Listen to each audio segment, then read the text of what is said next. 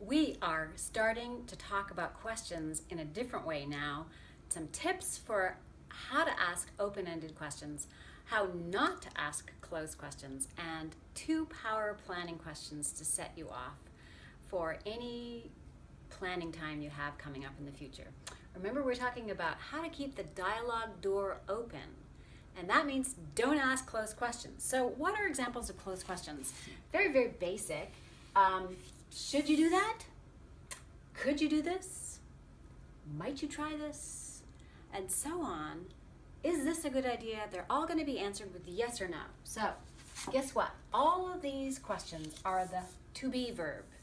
And there are different future tenses and different singular and plural tenses. But basically, you don't want to have any question if you want to have your dialogue door stay open.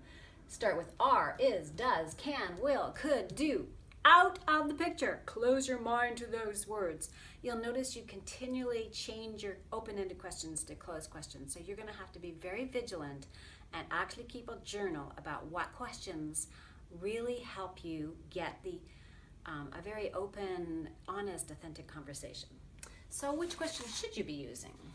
Well, how about the 5 W's, actually 6 W's, what, when, where, which, who are the 5, and why, and I'll come back to why, and how, the 1 H. That's what you want to cover when you're doing open-ended questions. And we know that sometimes the why question can put people on defensive, so use that very sparingly. Not like, why did you do that?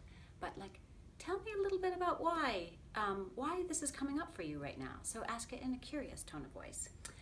Finally, we'd like to leave you with 2 power planning questions.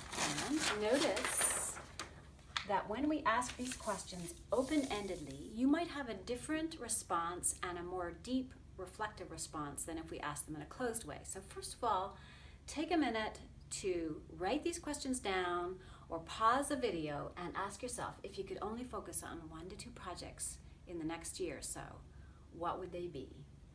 And then next, what specifically would be different if you were able to get a good start on them?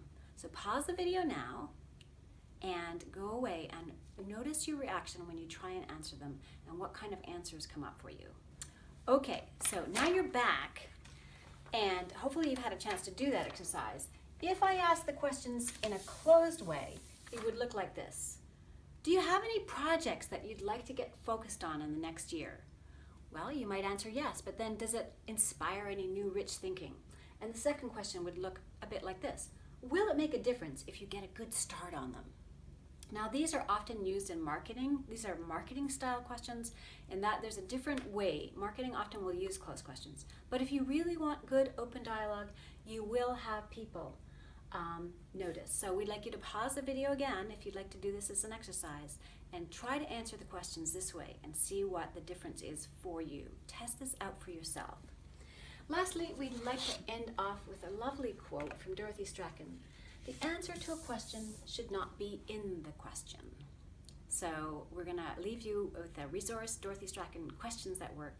Have a great time thinking about the questions you ask and keep your dialogue door open.